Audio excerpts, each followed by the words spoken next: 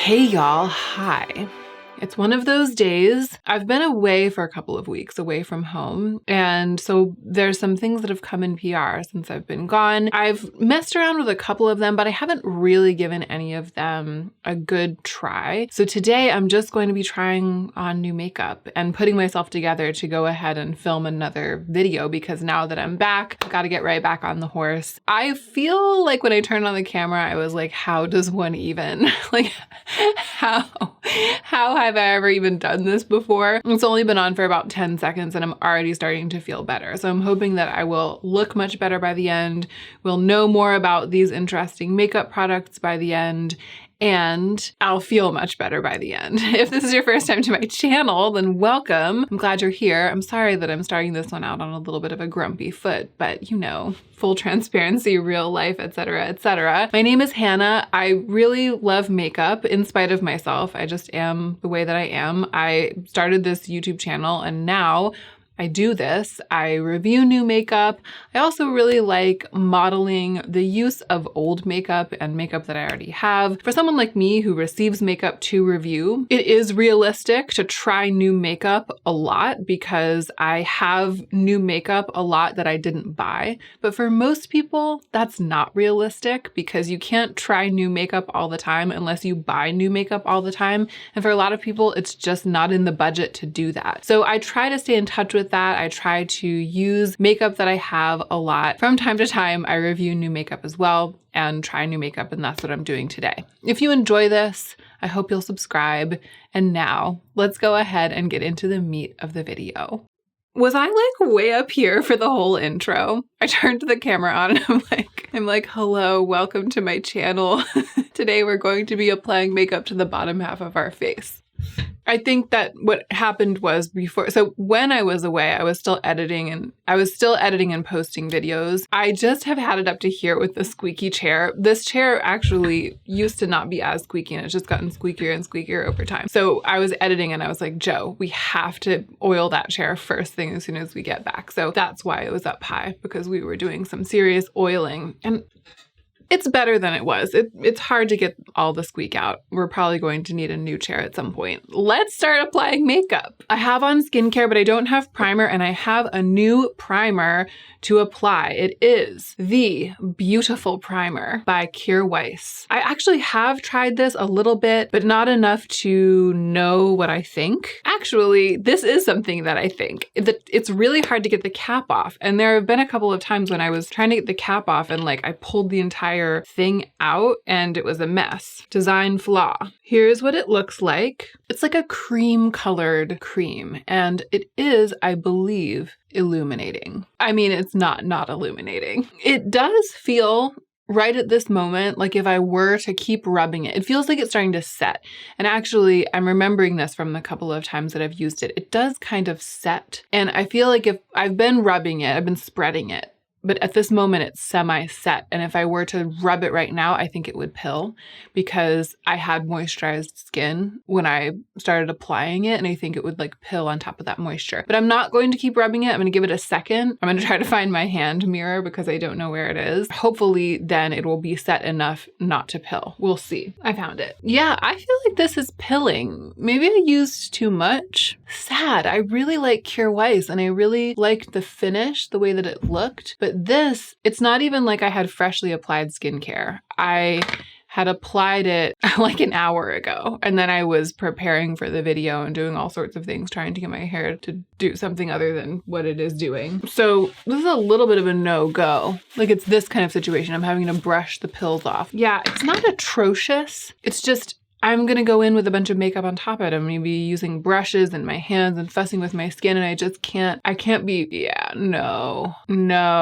I'm gonna have to kind of rinse my face with something because we can't have this. This is what I sometimes do when I get into a situation like this. I use some kind of setting spray or skincare spray. This is the In Beauty Project Dual Face Setting Mist. It's just what I happen to have. I'm just using it to dampen my skin and emulsify the product that was pilling. And then I'm kind of doing a combination of like wiping it off and pressing it in. And I actually don't feel like I need to use some kind of primer on top of that because I feel like it's not going to pill now. You know, it's like really become one with the skin. My skin feels nice and plump, and it feels like it'll take makeup well, because it's almost like there's a combination of the products that were on my skin with this. Well, we are off to an inauspicious start, but that's why we do that. This is why we do this, right? To learn these things. Let's do some complexion. This is kind of the most exciting, the most interesting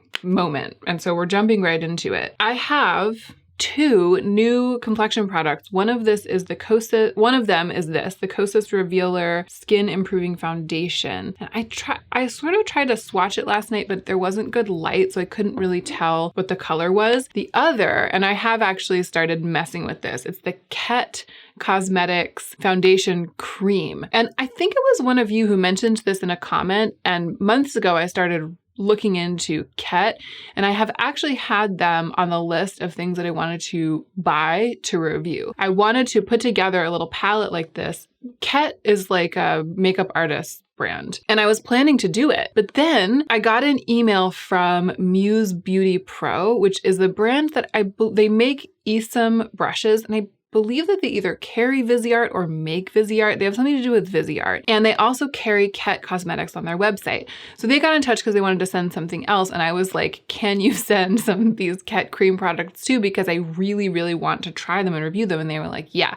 So they sent me the palette that I was planning to buy. The thing that intrigues me the most about this brand is that the base products come in different undertones, and one of them is olive. So they have the shade range from light to dark, and then they have the undertone. For each of, I think, 3 undertones, they have a shade range from light to dark, which means they carry a very, very pale olive shade, and that's this. So here, this much wetter swatch on the back of my hand is the swatch of the Kosas product, and the more sheer swatch is the swatch of the Kett product, which is clearly a better match. It's a brighter color. This is what I thought last night. This Kosas foundation, it looks kind of dark and yellow, but it also maybe looks a little olive. It doesn't seem like it's going to be unusable for me. Maybe a little on the dark side. I'm actually going to let those both kind of dry and set on my hand so we can come back and really see. And let's put them next to a swatch of the Rose Ink concealer in the lightest shade, which is a pretty good match for me. I know the lighting's a little rough right now.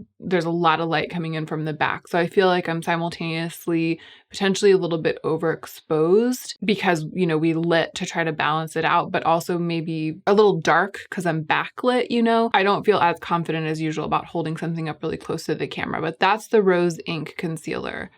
That's the Kosas. It's definitely dark and yellow for me. But the Kett, it's like both lighter and more olive than the Rose Ink. So I've been using it a tiny bit, but not with good lighting. Like I've been putting it on just like quickly and not really assessing how it looks. So this is going to be the first real test. I'm going in with kind of a dense brush, and I'm going to put it all over one half of my face. The little experience I've had with it so far has told me that it's not a super full coverage product, at least not right away. We'll see how much I can get it to build. Yeah, great. That's great.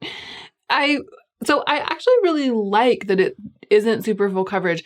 I do prefer really, really pigmented complexion products that I can work with to sheer them out. That tends to be like the Rose Ink concealer. That tends to be my favorite thing. But there is something to be said for one that isn't gonna like thickly overwhelm your skin immediately, especially if the shade match is good, right? I feel like when I'm having to really manipulate and tinker, that heavy coverage can be a boon because I can really, really make it do exactly what I want. But if the shade match is good, which it clearly is, that flexibility doesn't matter quite as much because I can kind of just put it on. This reminds me of the kind of ease of use and natural, almost undetectable quality on the skin that we see in the Salt New York Sneaky Balm. And I mean, look at the match. I still feel like my redness, because my redness is peeking through a little bit, it's maybe making it a tiny bit pink compared to my neck, but overall this is a really good show, especially for me with my woes. This is just one layer. I'm just gonna put one layer on the other side. It's one layer, but I really went in with the brush. I can really see why makeup artists would like this, especially for I don't know, something like film or television where you're really trying to make someone look like they aren't wearing makeup. It's almost like the planes of my face or the different shading of my face, the fact that the cheeks are kind of red and the chin is kind of red. It's sort of showing through, you know what I mean? It really does feel like I sort of dyed my skin a different shade or just tinkered with the dial a little bit in Photoshop rather than it looking like I covered it up completely with something. And I like that look. So as these products dry on my skin, the Kosas foundation is definitely staying darker than the other two. If anything, getting a tiny bit more yellow. It's very olive though. If you have pale olive skin and you're just not as pale as I am, but it's like quite visibly olive, this might be one to look into because I can see it being an amazing shade match for somebody who has a hard time finding a shade match. It's just not quite the amazing shade match for me. It's very light neutral 100, very light with neutral undertones, and at least it is more olive or more of like that in-between kind of like greeny neutral than what a lot of brands consider to be neutral. It's just not quite light enough for me. So the Kosas is on top, closest to my thumb. In the middle is the Kett cream, the one I just applied to my face.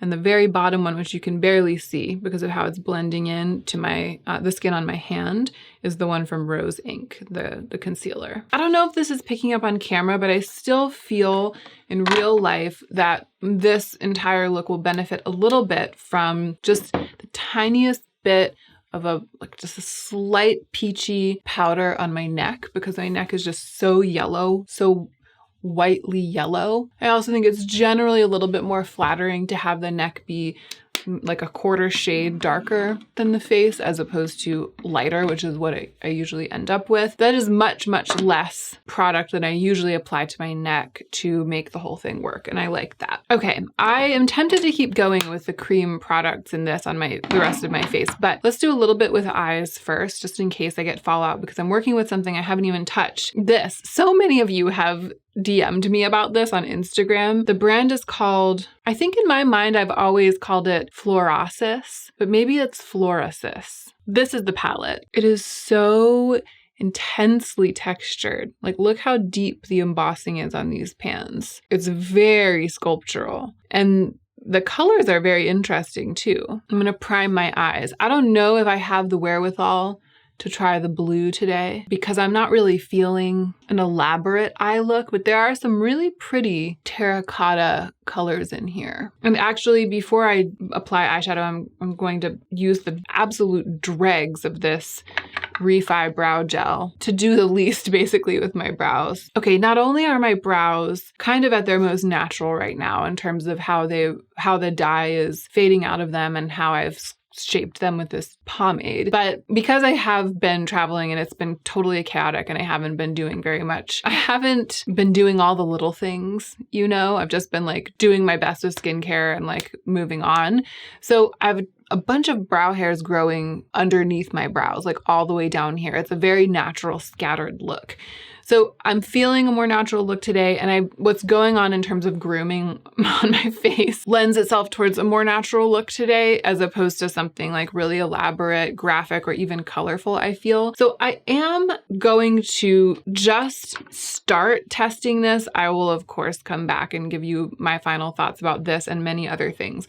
But for today, I'm going to start with this kind of sandy peachy shade. It's not picking, oh, there we go. I almost feel like, I think maybe there was some sort of like sealant kind of on the embossing to make it hold its shape, and then I broke through that and now it's acting like a regular powder eyeshadow. This is really pretty lightly pigmented, which is actually good for me today. Yeah, this feels like it's definitely for the makeup consumer who wants an object that's elaborate, but who doesn't want to worry about messing it up. At least, I mean, this is also like the palest color that I'm using, so I'm not trying to jump to conclusions, but that's what it feels like right now. Let's use a little bit of the brown and see how that goes. It's like a little awkward dipping the brush into these funny shaped eyeshadows. I mean, it's working to give me that easy, diffused, very gently sculpted natural look that we see, I don't know, from like luxury eyeshadows, you know? But this isn't really a pigmented moment. I'm using the pencil brush in that brown to see what I can get it to do. Yeah, this reminds me a lot of the experience of working with the Victoria Beckham bricks, those like shimmer bricks is I think what they're called. The look ends up looking pretty, you know what I mean? But I don't have, again, that kind of like control, that pigment control where I could make it do anything that I have when I use my more pigmented eyeshadows. Luckily, the look is exactly what I wanted today. It surprises me a little bit because I'm like, oh, the pigment's not there. And then I'm like, oh, I actually really like it. I had the same experience with the Victoria Beckham shimmer brick. I'm glad that the pigment level is such that it's kind of not letting me do more, because I think that if I did more, I'd end up looking more made up than I want to. But that means that, you know, it's for a very specific application, potentially a very specific customer. And right off the bat, I can tell you that if you've been eyeing this on Instagram, if Florasis has advertised to you and you've been like, oh my gosh, that looks amazing, but you prefer like really amazing, deeply pigmented, like indie eyeshadows, you know what I mean? If you like that kind of thing and you want to know if this is that, it's not that. But if you've been eyeing this online and you aren't like a power user of eyeshadow, and you're like, that looks so beautiful, I'd love to have it, but I'm worried that I would always mess up my eye look and I wouldn't know how to make use of it. Actually, it might be for you. Ooh, the shimmers look kind of pretty and also quite lightly pigmented. I'm gonna mess with this white one in the middle on the brow bone. Yeah, it's like barely there, but pretty, probably super useful for some people for blending, but it's not, you know, it's not giving me Natasha Denona Cava. It's not giving me Tom Ford Naked Bronze. It's giving me We Sacrifice Drama for ease of use. Okay, I'm gonna finish this with the Ilia Mascara, which is the only mascara I took with me on my trip, and I'm ever more impressed by it. I think Ilia has a couple of mascaras. This is the one called Limitless Lash. And wow, it's just so versatile. It's like, it's super buildable and lengthening, but you can use the comb in the brush to make sure that you retain a wispy look if that's what you want, or you can keep building and building and get it to be more gunky. And I have found that I usually end up somewhere in between. It's kind of hard to stop building. It's hard for me to stop building. I mean, I'm just fixing my brows a tiny bit. It's hard for me to refrain from continuing to build and build with my mascara, and this one definitely can handle it. If you only like a wispy lash, it could be for you too. So let's go to the blushes. The Kett blushes. Y'all, this blush, I can't remember the name of it right now, but look at that.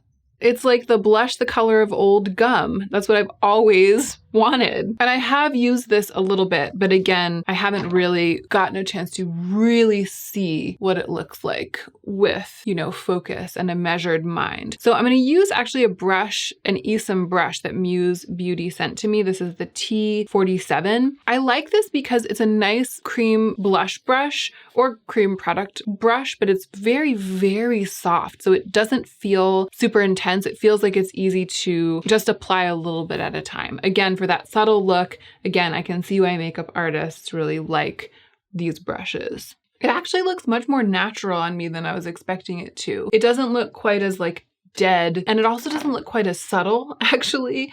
I don't feel like I applied all that much, but it is, I mean, it's basically my perfect cream blush. I think blending it out, it brings out more pink. It really looks like a rose beige on my hand, and I feel like it just looks kind of rosy on my cheeks. I mean, I think that also is because my complexion is so colorless, you know what I mean, so pale. It does really bring out the undertones in a blush, and that might be why it's so hard for me to find a truly neutral blush. But as blushes go, I mean, this is a banger. I really, really love it. Here are the other two. One is a little bit more of a rose, and one is a little bit more of a brown. And I'll put the names below of these. Those are the three blushes. This is the highlighter, which, I've messed with it before and it didn't look as dewy. It looked a little bit like it had metallic bits in it. I swatched it there in between those two blushes. You probably can't even see it. Also, my skin does look quite glossy right now just because of the skincare and everything. I almost feel like the highlight is gonna make it less glossy, but I'm gonna try it. So I'm using this little brush, very fluffy, soft brush, the T59 from Isom. I'm gonna it just doesn't seem like it doesn't look as super creamy as I expected it to. The highlighter, I mean. Well, actually, it's on this side and not that side. It's nice. It's just really, really subtle and natural, but it does make the shine look more polished and focused as opposed to just like my whole face is shiny, you know? I understand why this might be useful. Yeah, I like that. I feel like I need to clean up underneath on both sides a little bit. Of course, I need more time with these products before I give you any kind of actual review.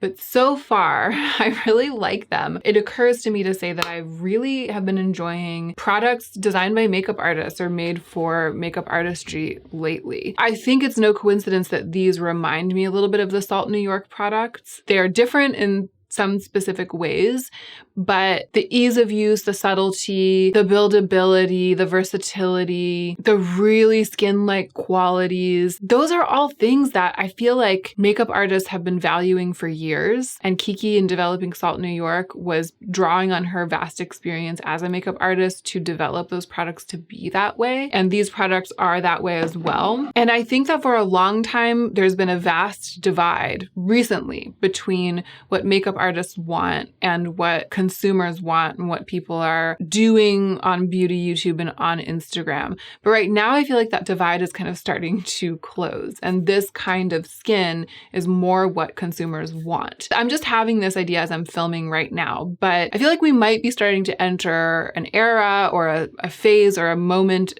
a trend moment where the question is like, why wouldn't you just get professional makeup if you want it to work really well and to be like this? Like, why would you go to Sephora? And I know that makeup artist makeup is not as though it's super inexpensive. You know what I mean? It's just so practical and in many cases, like so high performing. So if the aesthetic is also in line with what you want, it starts to make all of the hullabaloo and packaging around like super trendy stuff, with the end result of that stuff, the promised end result basically being this. It starts to make all that hullabaloo and packaging seem a little bit like smoke and mirrors, like a little bit shallow. And like you might not actually be getting as much bang for your buck as you could get if you went to just like a more grounded, more focused brand that's made for makeup artistry. Just a thought. These are the things that I think about. Let's do something with my lips. What do I have?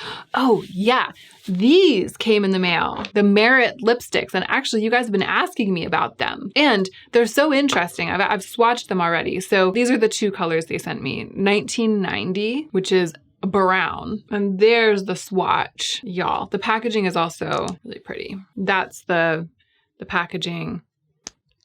This is the lid. But this one really surprised me. This is Tiger, which is a red. It's supposed to be a rusty red. And when I first opened it, I thought it was the other one because look how brown it is. It's a very, very brown red. And I love a brown red. And here's the thing that intrigues me about this, the thing that I love. In many lipstick ranges, they'll have a brown, like a 90s brown, but it'll be this. It'll be so red. So I'll be so excited. I'll get the brown and then I'll put it on and it'll be like orange or orangey red. And in this case, because the brownish red Tiger is so much more brown than a lot of brownish reds, the actual brown is really brown. And I'm excited about that. And I actually can't even decide which one I want. I'm gonna put the brown, even though I really like this shade Tiger, I'm wearing brown. There's a good bit of warmth in my eyes. I just feel like a really brown lip is gonna be it. Yeah, okay. This is a really good product, y'all. So I don't know if I even said what they are. I was like, these, they're the new Merit lipsticks. I think they're called the Signature Lip Lightweight lipstick. They have that magical combination of being like waxy and present on the lips, but not super pigmented and very, very easy to work with. They to me are like the thing that they're the most similar to is the cult classic Bobbi Brown product, the crushed lip color, the one in the bullet, the Bobbi Brown crushed lipstick. They're just like that in terms of how easy they are to work with, how natural they look and feel, how nourishing they feel, the fact that they have some color, but it almost looks, I mean, you can tell that my lips aren't naturally this color, but it looks so natural somehow. It's like it almost looks like the color like grew on my lips, you know? The thing about the Bobbi Brown crushed is that there are some pretty colors, but I never felt like they had those grungy colors. Like they never had anything like either of these. The colors always were just a little bit like blue pink, a little bit pink nude rather than being dirty. This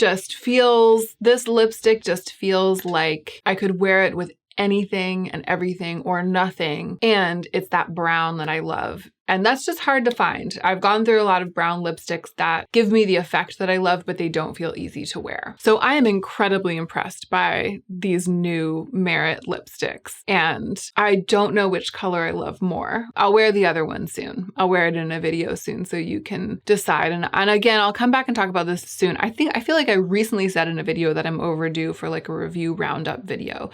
So but that was like in a video that I filmed before I left on my trip. So I'm just reiterating that. I'll try to film it literally within the next couple of days. There are so many products that I gave first impressions of or early impressions of recently, and I haven't yet come back and like given you all of the tea. So I'm ready to do that. Can't wait to film that. That'll be a good video. And I feel way better than I did at the beginning, as I hoped that I would. And I hope that you enjoyed this. Let's do a quick recap. The primer, no, the beautiful primer didn't work for me. The complexion product, however, did work for me. It's actually, it's not as, it feels a little dewy. So I was wondering if I pressed my finger into my face, it would leave a really big dent. It left a little bit, but it didn't like all come off on my finger the way that I've sometimes experienced with super dewy complexion products, or even some, like the Fenty one does that to me. The Lisa Eldridge does that to me. It feels a little bit sturdier than those, but it doesn't feel set. A very light dusting of powder would probably be the thing with this product for me, and that's probably how I'll wear it going forward. I'm gonna go ahead and film another video right now, so I'll probably just leave it. But for running around in my day doing a whole bunch of things, I might set this with a little bit of powder. I'm just excited that the match is good and it's so easy to apply. I like the way that it looks. So far, so good with the complexion product, the Kett Cream Foundation, but again, stay tuned on that one. The eyeshadow, again, stay tuned. I mean, like, I'll play with some of the other colors, but in this case, I kind of feel like my first impression is probably pretty spot on. I don't feel like I'm going to keep using them and they're magically going to get way more pigmented. And I would be surprised if the other colors are like wildly pigmented. Well, I said that and then I touched the blue one. That's pretty beautiful. Actually, the gold and the blue, the metallics. Okay, so I didn't really dig into the metallics. They definitely have more going on than I expected them to. They're not super lightly pigmented in the way that it feels like the mattes a little bit are. That like sort of diffused, blendy pigment. They do feel like, it's almost like they know that when you have a metallic like this and you're gonna be like packing it on your lid, it has to be a little bit of a stronger color. Whereas the mattes, people are gonna be like blending, and if they're super pigmented, it might be a little bit harder for some people. So yeah, okay, they've gone up a little bit in my estimation. I do feel like the way that they are is by design, even though it's not my usual favorite thing. I will use this much more and come back in a future video and report back. For today though, I really like the look that I got. The mascara, I've been using it for a while, I already talked about it, but it's fantastic. The cream blushes from Kett, I would guess are gonna end up being like my favorite thing in this little palette, especially the one that I used. But I think the lipstick is the crowning glory of this video. I'm looking at it right now, I'm feeling how it feels, and it's making me wanna wear it every day. It feels like just a ever so slightly less grungy and maybe ever so slightly more sheer and therefore a slightly more wearable version of my, actually I think I can safely say at this point, all-time favorite lipstick, A Royal Scandal, the Gucci Satin. This is giving me similar vibes, but just a touch more natural than that. So I'm excited to have it to play with, and I'll come back and tell you more in the future. All right, that's it. I'm gonna go. Thank you as always for being here. Just sending love to you guys. This is a rough one. It's not just me, right? It's a tough time in our world. It's just making me think about how precious life is. When I think about my work, I think about you and how precious your lives are and how grateful I am to be connected with you. And I want you to take care of yourselves. Take extra good care of yourselves so that you can be the most effective versions of yourselves as you do your work in the world.